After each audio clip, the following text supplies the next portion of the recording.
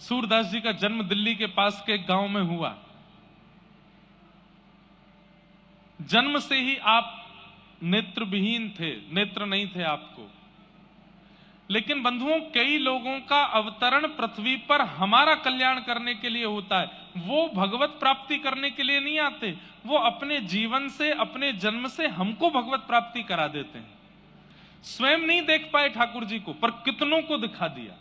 और अभी आप अगर 10 मिनट ध्यान से सुनेंगे तो सूरदास जी के प्रसंग से आपको ठाकुर जी का दर्शन हो जाएगा। सूरदास जी का प्रसंग आता है,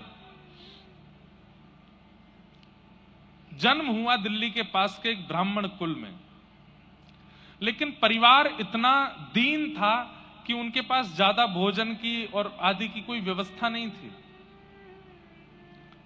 पिताजी ब्राह्मणोचित कर्म करते थे। ब्राह्मणत्व में जो कर्म विहित हैं उनको करते थे। एक बार आपने कहीं कुछ अनुष्ठान आदि किया तो आपको 2 रुपया मिला। इनके पिताजी को, सूरदास जी के पिताजी को। सूरदास जी का नाम तो सुना है ना सबने। 2 रुपया मिला सूरदास जी के पिताजी को। उस समय में 2 रुपया इतना होता था कि उनके पिताजी नाचते हुए गांव में आए और सबको बताया, भैया 2 रुपया मिला है, अब तो 6-7 महीना कहीं जाने की जरूरत ही नहीं है, इससे ही घर चल जाएगा। इतने खुश, इतने प्रसन्न हो गए कि अर्धरात्रि का समय अपनी पत्नी के साथ बोले, मैं सो ही नहीं पा रहा हूं, मुझे इतनी खुशी हो रही है, हमको 2 रुपया मिला है। देवी, इसको बढ़िया से कपड़े में मलमल के कपड़े में बांध करके एक जगह पर रख दो, सुबह उठ करके फिर इससे सामग्री लेके आएंगे, ऐसा करेंगे वैसा करेंगे। इतने एक्साइटेड हो गए कि रात भर सो ही नहीं पाए सूरदास जी के पिताजी। पता नहीं रात में कहां से चूहे आए और चूहे वो मलमल का जो वस्त्र जिसमें 2 रुपए बंधे थे उसको लेकर के गए, उसको तो कुतर दिया, 2 रुपया कहीं चले गए, खो गए। सुबह उठे, उठ करके स्नान किया, स्नान करके कपड़े पहने, देवी जल्दी से वो मलमल का कपड़ा दो, खोल करके 2 रुपया निकालो उसमें से। और ढूंढा तो पूरे घर में वो 2 रुपया नहीं मिले। 2 रुपए ना मिलने पर इतना रोए, इतना रोए, इतना रोए कि बेचैन हो गए। हाय नाथ, जैसे तैसे तो इतने सालों में कमाई हुई और वो भी कहां चली गई पता नहीं। तो सूरदास जी के पास में एक विद्या थी। उनके नेत्र नहीं थे, लेकिन वो खोई हुई चीजों को ढूंढ लेते थे। उनके पास एक ठाकुर जी के द्वारा प्रदत्त विद्या थी ऐसी, वो बता देते थे उसका कोई सामग्री कहां है, तुम्हारा ब्याह कब होगा, भविष्य बता देते थे, बीता हुआ कल बता देते थे। ये ठाकुर जी के द्वारा कृपा थी उनके ऊपर। सूरदास जी अपने पिताजी को रोते हुए देख बोले, पिताजी आप क्यों रो रहे हो? तो सूरदास जी के पिताजी बोले, बेटा 2 रुपया इतने सालों में पहली बार कमाई की और वो भी खो गए। सूरदास जी बोले, पिताजी इतना व्याकुल, इतनी बुरी तरह रुदन यदि ठाकुर जी के लिए किया होता ना तो ठाकुर जी प्रकट हो जाते आपके आगे। ये 2 रुपया के लिए रो रहे हो? अरे जो खर्च हो जाना उसके लिए क्यों रो रहे हो आप? अरे बेटा तू क्या जाने, तू तो घर में पड़ा रहता है, दिखाई तुझे देता नहीं है, मां भोजन बना देती है, खा लेता है, तू क्या जाने कि पैसे का कितना मूल्य होता है। मुझे तो 2 रुपए चाहिए। और मैंने सुना है तेरे मित्र बताते हैं कि तू भविष्य बता देता है, तू खोई हुई चीजें बता देता है, चल मेरे 2 रुपए बता कहां गए होंगे। सूरदास जी बोले, पिताजी मैं अपने ठाकुर जी के द्वारा दी गई विद्या का इस प्रकार प्रयोग नहीं करना चाहता। पिता हट करवाने लगे, बोले बता 2 रुपया कहां है, तेरे पिता की आज्ञा है। तो सूरदास जी बोले, पिताजी मैं बता दूंगा कि 2 रुपया कहां है, लेकिन उसके बाद मेरी एक शर्त है। बोले क्या? बता दूंगा कि 2 रुपया कहां है, लेकिन मैं घर छोड़ के चला जाऊंगा फिर। तो पिताजी ने ऐसे देखा, बोले वैसे भी तेरा फायदा क्या है, दिखाई तो देता नहीं तुझको, करता धरता तो तू कुछ है नहीं, जीवन भर तुझे हम ही चलाएंगे, हम ही तुझे कराएंगे। और ये बस बोल रहा है कि चला जाऊंगा, जाएगा कैसे? दिखाई तो देता नहीं, कहां जाएगा, किसके पास जाएगा?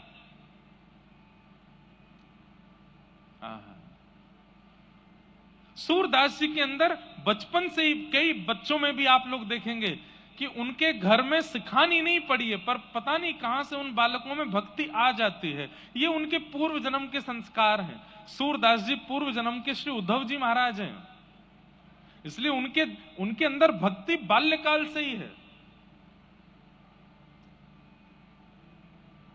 कहां जाएगा? 2 रुपया बता के कहीं चला भी जाएगा तो तू जाएगा कहां? अरे पिताजी,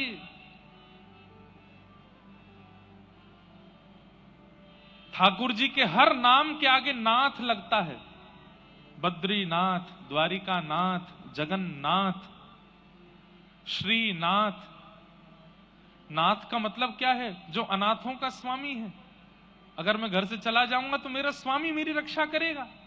पिताजी बोले, अब तू चलिए, बड़ी बड़ी बातें, मुझे ज्ञान मत दे ज्यादा, जल्दी बता 2 रुपया कहां है? बोले, पिताजी मैं सच बोल रहा हूं कि मैं बता तो दूंगा, लेकिन मैं घर छोड़ के चला जाऊंगा।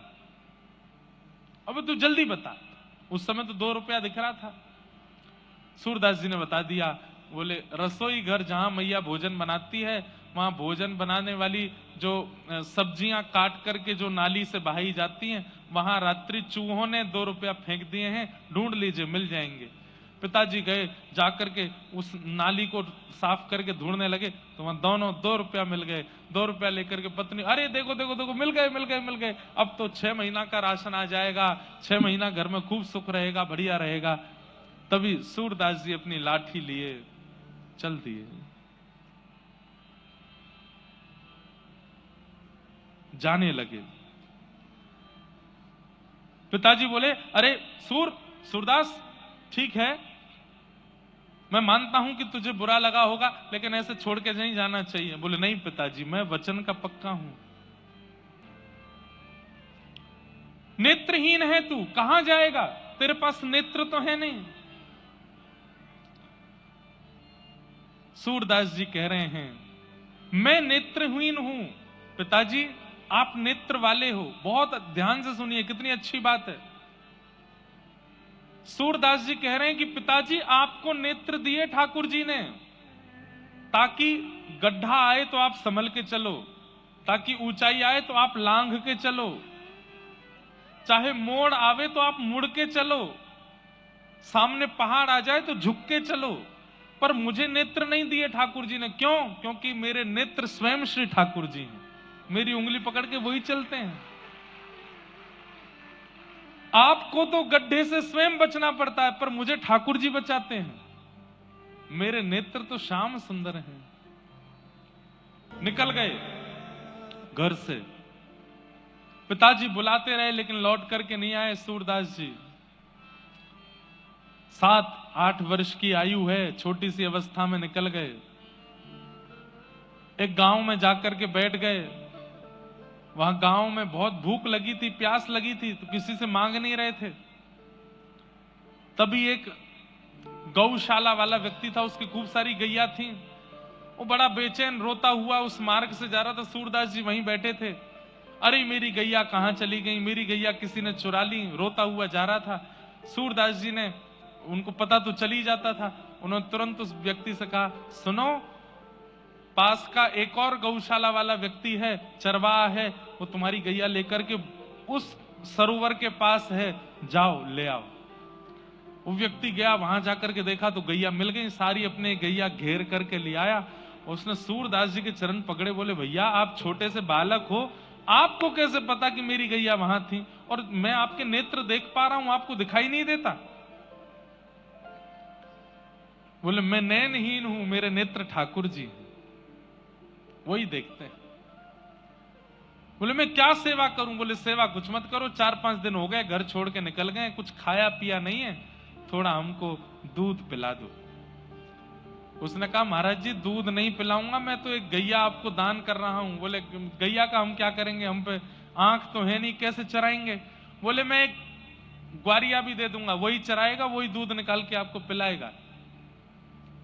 सूरदास जी बोले, बढ़िया है, दूध पिएंगे, भजन करेंगे ठाकुर जी का। लेकिन उस व्यक्ति ने पूरे गांव में हल्ला मचा दिया कि ये बालक भविष्य देखना जानता है, खोई हुई चीजें ढूंढ के बता देता है। अब तो महाराज वहां इतनी भीड़ लगने लगी। कोई बोला मेरा बेटा खो गया, उसको बता दो कहां है। सूरदास जी बता देते वहां है।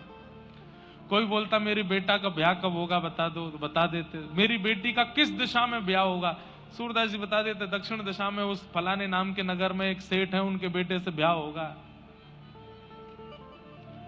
इतना अकाट्य सत्य तक बता देते कि तुम्हारे बेटे का ब्याह होगा, उसकी पत्नी मर जाएगी। बोले कि हम कहीं और ब्याह, बोले जहां ब्याह करोगे वो मरेगी ही मरेगी। बोले नहीं ब्याह करें, तो बोले तुम नहीं करोगे तो तुम्हारा बेटा जबरदस्ती ब्याह करेगा। ब्याह तो इसका होगा, और इसके योग ऐसे हैं कि इसको पत्नी की मृत्यु देखनी ही पड़ेगी। ऐसा भविष्य कथन करते थे लोग बाग। इतना दान्य पुण्य चमत्कार को नमस्कार है, इतना दान पुण्य करने लगे, इतना उनको धन धान्य। एक गैया थी पहले उनके पास, अब तो गौशाला खुल गई सूरदास जी की, तो महल बन गए उनके। सेवक हाथ पांव दबाने लगे। एक दिन सूरदास जी के मन में इतना वैराग्य आया, बोले घर बनाने के लिए घर नहीं छोड़ा था मैंने, ये तो अपने घर से भी बड़ा घर बना लिया मैंने, इसलिए थोड़ी छोड़ा था घर अपना। और बंधुओं, व्यक्ति किसी के पीछे स्वार्थ से ही लगता है, यह बात तो निश्चित है। तो सूरदास जी के अब हजारों शिष्य हो गए। शिष्य मतलब उनको चाहने वाले। तो एक दिन सूरदास जी ने मंच पर बैठ करके कहा कि मैं आज एक घोषणा करने वाला हूं, तुम सब लोग मुझसे कितना प्रेम करते हो। सब बोले इतना प्रेम करते हैं कि आप पे अपनी जान भी लुटा देंगे। ध्यान से सुनना बात। हजारों लोग बोले हम आप पे अपनी जान भी लुटा देंगे। तो सूरदास जी बोले आज हम एक घोषणा कर रहे हैं। बोले क्या? आज के बाद हम किसी का भूत भविष्य वर्तमान नहीं बताएंगे। आधे लोग तो उसी समय अपना आसन उठा लिए, बोले अब बाबा जी हमारे काम के नहीं है, ये भविष्य ही नहीं बताएंगे, भूत ही नहीं बताएंगे, वर्तमान ही नहीं बताएंगे, तो फिर इनके संग रह के करना क्या है? ये राधे कृष्ण करते हैं, हमको थोड़ी राधे कृष्ण करना, हमको तो इनके चमत्कार से मतलब था। बंधुओं, हमारे हिंदू वैदिक सनातन परंपरा के कई आचार्यों ने अपने गुणों का त्याग किया, तो लोगों ने उनका त्याग कर दिया। सूरदास जी ने जैसे ही घोषणा करी कि मैं आज के बाद भविष्य नहीं बताऊंगा, भूत वर्तमान नहीं बताऊंगा, तो आधे लोग तो चुपचाप वहां से खिसक लिए। उनसे पूछा गया कहां जा रहे हो तुम? तो प्राण न्योछावर, पत्नी की तबीयत बहुत खराब है, बस उसको देख के आ जाऊंगा। कभी नहीं आया लौट के। बेटे को वहां भेजना है, बस उसको पहुंचा के आ रहा हूं। ऐसे बहाने बना बना के सब चले गए, अकेले सूरदास जी रह गए। अब जिन्होंने महल वहल बनवा के खड़े कर दिए थे, वो भी बोलने लगे बाबा बहुत पैसा लगा है, अब इसको हमको ही दे दो, हमारा घर परिवार बहुत बढ़ गया। बोले रह लो।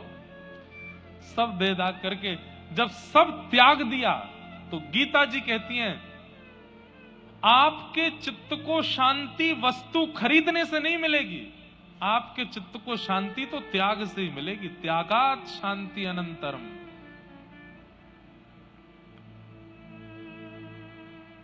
जितने लोगों को जोड़ते चलोगे, जितने संबंध बनाते चलोगे, जितनी व्यवस्थाएं जीवन में लाते चलोगे, उतने ही ज्यादा अशांत हो जाओगे आप।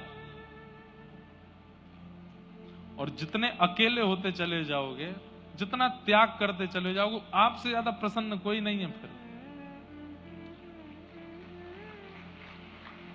इसका मतलब हम ये नहीं कह रहे कि आप लोग कल ही अपना घर बार छोड़ दो, पर जितना परिवार है ठीक है, उतना ही रहने दो। सूरदास जी ने जब सबने सूरदास जी का त्याग कर दिया, सूरदास जी बोले अब मन को शांति लग रही है, अब मन को अच्छा लग रहा है। और तब निकल पड़े, आगरा के पास एक गांव में जाकर के निवास करने लगे। अब किसी का भविष्य भूत वर्तमान नहीं बताते, उनको पता चल भी जाता है फिर भी नहीं बताते, केवल भजन करते हैं ठाकुर जी का। 30 वर्ष के आसपास की आयु हो गई, तब जाकर के मन में फिर से एक विकार लगा कि कुछ कमी है, कुछ जैसे मानो रह गया हो। तब पूछने लगे अपने आप से कि क्या रह रहा है, क्या छूट रहा है। तब मन से आवाज आई कि अभी तक तुम्हारे गुरु नहीं मिले, तुम्हारे जीवन में सदगुरु नहीं आए। तब इच्छा हुई कि मैं किसको गुरु बनाऊं। बंधुओं, हम एक बात कहते हैं, और हम ही नहीं, ये सब शास्त्र आज्ञा भी कहती हैं कि आप गुरु नहीं खोजते, गुरु आपको खोजता है, गुरु आपको चुनता है। आजकल के बच्चे गुरु चुनते हैं, कौन से वाले बेटर हैं। हेयर स्टाइल जिनकी ज्यादा अच्छी हो, ड्रेसिंग सेंस जिनका बढ़िया हो, प्रभाव जिनका अच्छा हो, गला जिनका अच्छा हो, देखने में जो सुंदर हो, उनको गुरु बनाए। नहीं, ऐसे गुरु नहीं। गुरु कौन? जिसकी वाणी प्रकट होते ही नेत्र बंद हो गए और चित्त में प्रिया प्रियतम का विलास प्रारंभ हो गया। जिसके उपस्थित होते ही मन में जितने विषाद थे, विकार थे, उसके दर्शन मात्र से नष्ट होने लगे। जिसके उपस्थित होते ही ये मेटेरियलिस्टिक वर्ल्ड अच्छा नहीं लग रहा है, अब बस इच्छा हो रही है चल मन वृंदावन धाम, चल मन वरसानो धाम, चल मन भक्ति के मार्ग पर।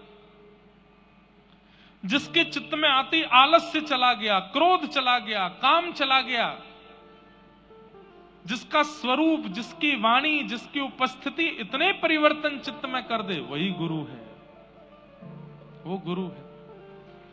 जिसको देख करके आप आकर्षित हो गए, वो गुरु नहीं हो सकता।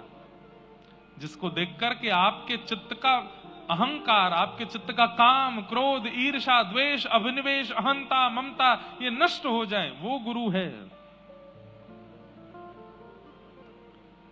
सूरदास जी के मन में विषाद हो रहा था कि मेरे जीवन में गुरु नहीं है। तभी 4-5 लोग चर्चा करते जा रहे थे, अरे तुम्हें पता है एक आचार्य चरण भ्रमण करते हुए व्रजधाम की ओर जा रहे हैं और वो इसी गांव से निकलने वाले हैं। तो दूसरे ने पूछा कौन से आचार्य चरण? तो नाम बोले श्रीमद वल्लभाचार्य जी महाराज। नाम सुनते ही सूरदास जी के चित्त में मानो जैसे किसी प्यासे को प्यास लगी हो, उसको जल पिला दिया हो, ऐसी तीव्र शांति होने लगी। सूरदास जी बोले जिनके नाम में इतनी शांति है, उनके वचनामृत कितने अद्भुत होंगे, उनके दर्शन कितने अद्भुत होंगे।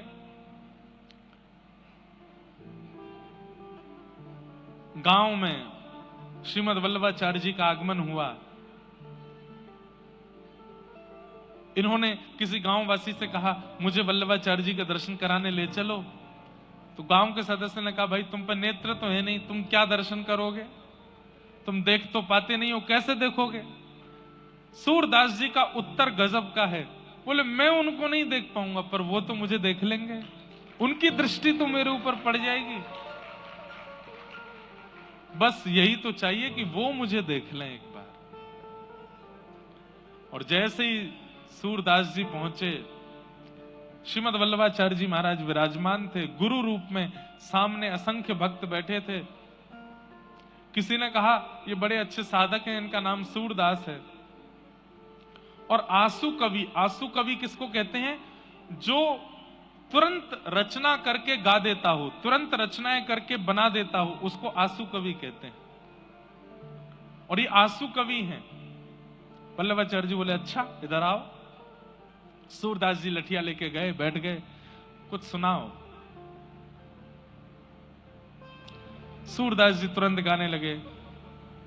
कौन कुटिल खल कामी मौसम, कौन कुटिल खल कामी, जो तन दियो ताहि बिसरायो, ऐसो नमक हरामी। अपनी बुराई करने लगे, मैं तो कुटिल हूं, मैं तो कामी हूं, ऐसा पद गाने लगे। वल्लभाचार्य जी बोले कुछ और सुनाओ। तो सूरदास जी ने दूसरा पद गाया। हरि मैं पतितन को सरदार, मैं पापियों का सरदार हूं, सरताज हूं। हरि मैं पतितन को सरदार, मैं पतितों का सरदार हूं। को कर सके बराबर मेरी, नहीं को के लायक। जो प्रभु अजामिल को दीन्यो, सो पाटो लिखत पाऊं। हरि जी में पतितन को सरताज। तो वल्लभाचार्य जी महाराज सामने बैठे बैठे बोले, हमारी ब्रज भाषा का शब्द है, बोले गिघियाए क्यों रहे हो? मतलब सिंपैथी पाने के लिए अपनी इतनी निंदा क्यों कर रहे हो? मैं ऐसा हूं, मैं वैसा हूं, इतने दीन दुल्लर तिल्लर होकर के इतनी बुराइयां अपनी कर रहे हो। अरे कुछ अच्छा सुनाओ, कुछ ठाकुर जी की लीला सुनाओ। सूरदास जी बोले, मैंने आज तक यही सब गाया है।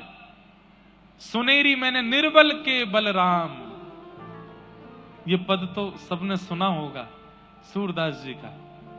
सुनेरी मैंने निर्बल के बलराम, पिछली साख भरूं संतन की आड़ सवारे काम। जब लग गज बल अपनो बरत्यो, नेक सरयो नहीं काम। निर्बल भय बलराम पुकार्यो, आयो आधे नाम। सुनेरी मैंने निर्बल के बलराम। गजेंद्र ने अपना पूरा बल लगा लिया, लेकिन ग्राह से अपने पैर को नहीं छुड़ा पाया। लेकिन जैसे ही आपको पुकारा तो आधा नाम हरि, हरि पूरा नहीं बोल पाया, केवल ह बोला है। रौ बोलते बोलते तो ठाकुर जी आ गए, आकर के गजेंद्र को वहां से उबार लिया। आए आधे नाम, सुनेरी मैंने निर्बल के बलराम। द्रुपद सुता निर्बल भईता दिन, तज आए निज धाम। दुशासन की भुजा थकित भई, वसन रूप भय श्याम। सुनेरी मैंने निर्बल के बलराम, सुनेरी मैंने निर्बल के बलराम। सूरदास जी बोले, मैंने आज तक ऐसे ही पद गाए हैं, ठाकुर जी के बल का, प्रभाव का जिसमें वर्णन हो, या फिर अपनी निंदा जिसमें हो। गोस्वामी वल्लभाचार्य जी बोले, एक बार जाओ जमुना स्नान करके आओ। जमुना स्नान करके आए तो आकर के बोले, अपने दिव्य चक्षुओं से अनुभव करने का प्रयास करो, सामने क्या दिखाई दे रहा है।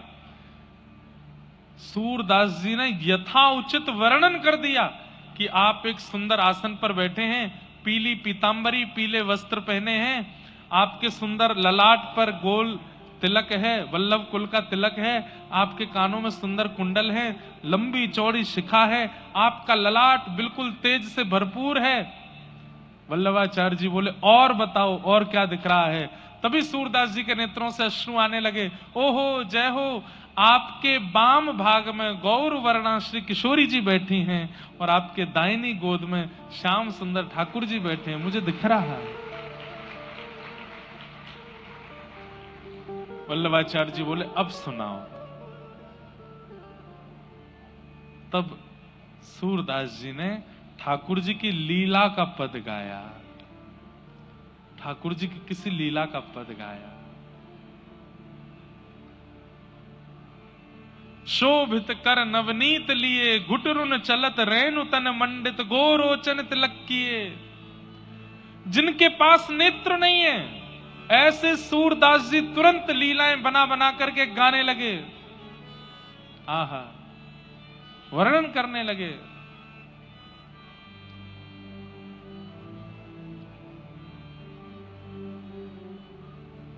दर्पण हाथ लिए नंद नंदन। सूरदास जी कह रहे हैं, मुझे क्या दिख रहा है? सुनिए गुरुदेव कि ठाकुर जी अपने हाथ में दर्पण लेकर के बैठे हैं और स्वयं नहीं देख रहे हैं, किशोरी जी को दिखा रहे हैं और किशोरी जी से पूछ रहे हैं, हे श्यामाजू, दर्पण में देख के बताओ, आप ज्यादा सुंदर हो कि मैं ज्यादा सुंदर हूं? हे राधे रानी, तुम्हें लागत हूं मैं कैसो, हे श्यामा प्यारी, तुम्हें लागत हूं मैं कैसो। सूरदास जी वर्णन करने लगे ठाकुर जी की लीलाओं का।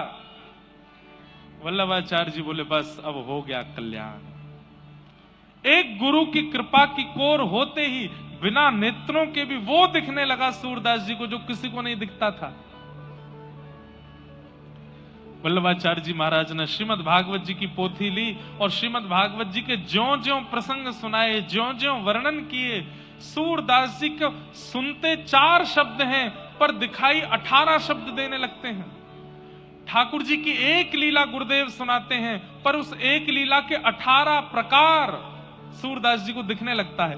अब गोस्वामी वल्लभाचार्य जी तो केवल इतना बताते हैं कि ठाकुर जी माखन चोरी कर रहे हैं, लेकिन सूरदास जी को माखन चोरी भी दिखती है, दही चोरी भी दिखती है, दूध चोरी भी दिखती है, किस किस गोपी के यहाँ कैसे कैसे चोरी करते हैं वो सब दिखाई देता है सूरदास जी को। सूरदास जी बैठे बैठे रोते रहते हैं, बोले गुरुदेव आप तो जरा सा बताते हैं, मुझे तो बहुत कुछ अनुभव होने लगता है। गुरुदेव कह रहे हैं कि ठाकुर जी घुटमुन चल रहे हैं। सूरदास जी कहते हैं अरे नाथ आपने तो घुटमुन चलवाया, उसके बाद मुझको दिख रहा है क्या? हे हरि अपने आंगन कछु गावे। ठाकुर जी खड़े हो गए हैं और अपनी एक भुजा उठा करके कुछ गा रहे हैं, घूम घूम करके गा रहे हैं, मुझे दिखाई दे रहा है। ये गुरु कृपा है।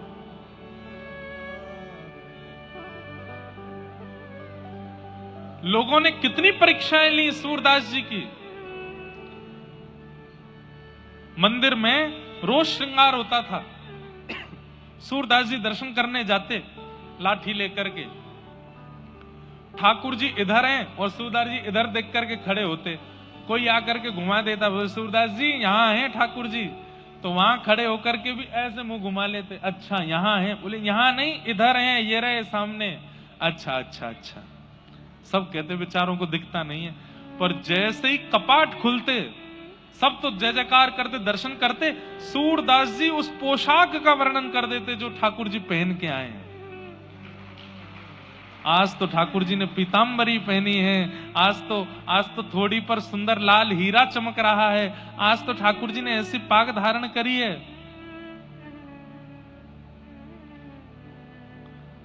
सब लोग बोले भाई सूरदास कैसे तुमको अनुभव हो जाता है इतना, तुम्हें कैसे पता चल जाता है कि ठाकुर जी क्या धारण करते हैं, क्या पहनते हैं?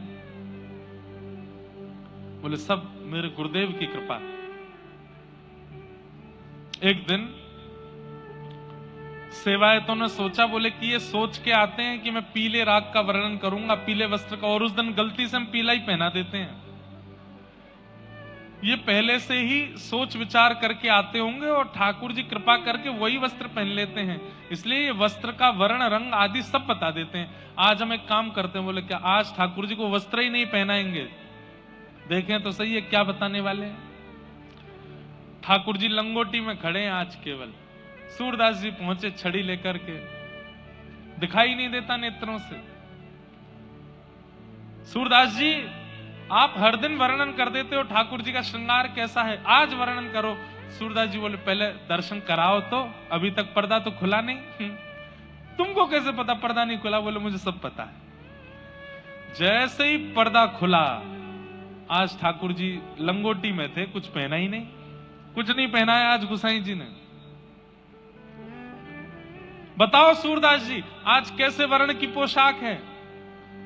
सूरदास जी विचार करने लगे, चिंतन करते करते खूब जोर से मुंह पे हाथ धर के हंसे और हंस करके बोले आज तो बहुत ही प्यारे लग रहे हैं। बोले प्यारे तो रोज ही लगते हैं, पर आज विशेष क्या है? सूरदास जी बोले आज हरि देखे नंगम नंगा, आज हरि देखे नंगम, मोती माल उर्माही विराजे, मोती माल छवि के उठत तरंगा, छवि के